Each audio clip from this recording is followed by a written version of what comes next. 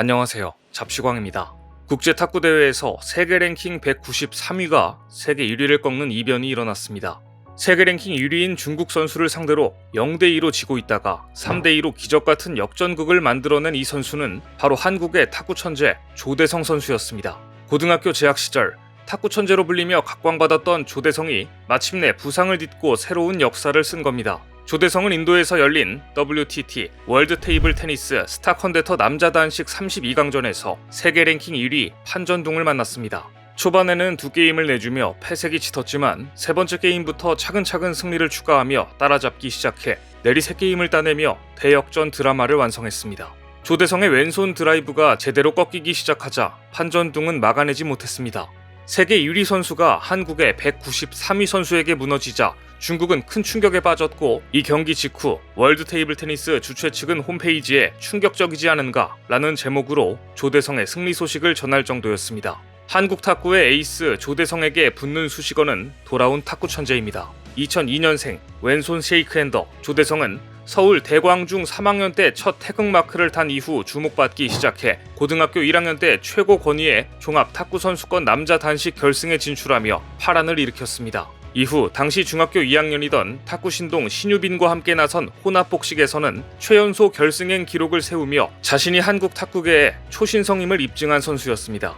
하지만 프로에 입단한 이후 고질적인 팔꿈치 부상으로 고전하면서 슬럼프에 빠졌는데요. 그런데 작년 국가대표 선발전에서 특유의 화끈한 왼손 드라이브로 선배들을 줄줄이 돌려세우며 천재의 부활을 알렸습니다. 중학교 때 왼쪽 팔꿈치 뼈 조각 제거 수술 후 통증을 참으며 탁구를 이어왔고 팔꿈치에 자신의 무릎 연골을 이식하는 두 번째 수술 후 끝이 보이지 않는 재활 기간을 거쳐야 했던 조대성은 당시에는 정말 탁구가 싫었다고 고백합니다. 하지만 재능은 어디 가지 않았습니다. 지난해 7월 헝가리에서 열린 월드 테이블 테니스 스타 컨데터 유러피언 서머 시리즈 남자 복식 결승에서 조대성은 완벽한 부활을 알렸습니다. 이상수와 짝을 이룬 복식에서 조대성은 만리장성을 2번 넘고 남자 탁구 복식 우승을 거머쥔 것입니다. 이상수, 조대성 조는 준결승에서 만난 중국의 마룽, 왕추친조를 이기고 결승에 올랐고 이후 결승에서도 중국의 량친쿤, 린가오 위안조를 3대2로 제압해 한국팀의 우승을 안겼습니다. 결국 만리장성을 2번이나 넘었다는 수식어를 얻어냅니다. 더구나 결승에서 만난 량진쿤, 린가오 위안조는 남자 복식 랭킹 13위의 강자로 세계 31위인 조대성, 이상수 조보다 18계단 높았습니다. 준결승에서 만난 중국의 마룽 선수도 역대 최고의 탁구 선수로 불리는 중국 탁구의 레전드입니다.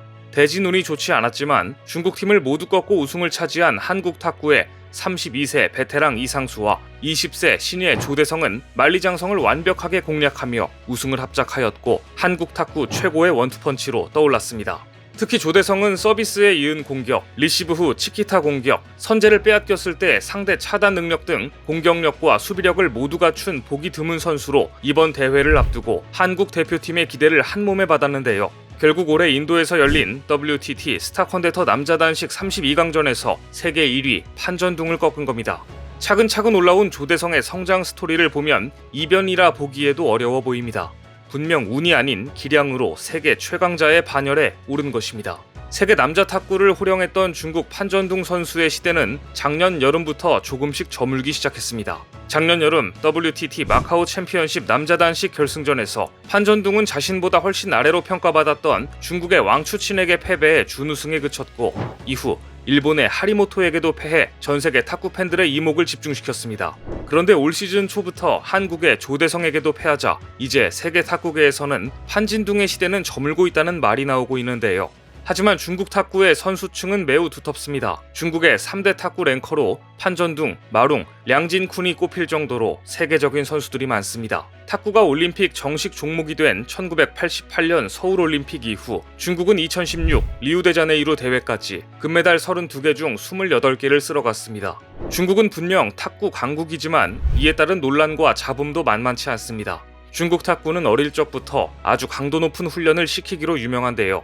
저렇게 어린아이 때부터 혹독하게 훈련을 시키니 선수층이 두터울 수밖에 없겠다 싶기도 합니다. 하지만 반대 의견도 만만치 않습니다.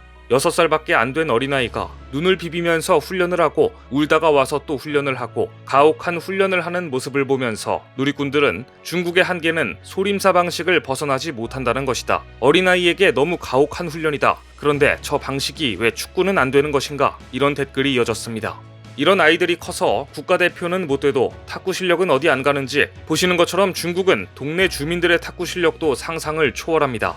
이쯤 되면 정말 축구는 왜 그렇게 못하는지 신기할 정도인데요. 아무래도 축구는 팀워크가 필요해서 중국의 방식으로는 한계가 있지 않나라는 생각이 듭니다.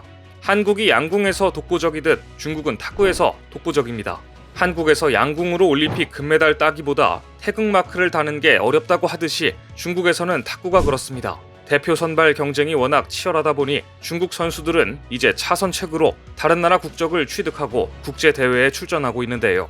한 통계에 의하면 중국 태생의 선수 20명이 다른 나라 국적으로 올림픽에 출전했을 정도이며 슬로바키아와 폴란드에 이르기까지 중국 탁구 선수들의 귀화가 늘고 있습니다.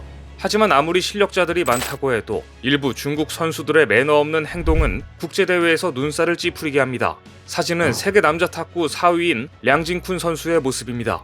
량진쿤은 2022 WTT 챔피언십 1라운드에서 같은 중국 대표팀 린가오 위안에게 승리한 뒤 라켓을 바지에 꽂은 채 볼성사나운 승리 세리머니를 했습니다. 이에 국제탁구협회는 아무리 승리에 도취해도 해서는 안 될 행동이 있다며 량진쿤에게 올 시즌 전 경기 출전 자격 박탈, 즉 시즌 아웃이라는 강력한 징계를 내렸습니다. 중국 탁구협회는 행위에 비해 처벌 수위가 너무 과하다고 반발했는데요. 량진쿤은 세트 스코어 2대2에서 맞이한 5세트에서 압도적인 경기력으로 10대2 매치 포인트를 만들었고 마지막 랠리에서 상대방의 백핸드 드라이브가 네트에 걸리면서 자신의 승리가 확정되자 갑자기 바지에 탁구 라켓을 꽂은 채 입술을 모아 숨을 내쉬며 승리의 기쁨을 만끽했습니다. 하지만 이런 행위는 외설적으로 비추어졌고 같은 대표팀 동료에게 무례한 행동이었다는 지적입니다. 결국 량진쿤은 WTT컵 파이널, 전 중국대회, 아시아컵 등 남은 국내외 대회에 출전이 모두 금지돼 버리고 말았습니다. 다른 나라 선수도 아니고 같은 국가대표팀 선수끼리 비매너 행동을 일삼는 것을 보면 중국에서 팀워크는 확실히 실종된 것 같습니다. 축구를 못하는 이유는 여기에 있지 않을까 싶네요. 그런데 중국팀에서는 이런 모습이 잊을만 하면 나오고 있습니다.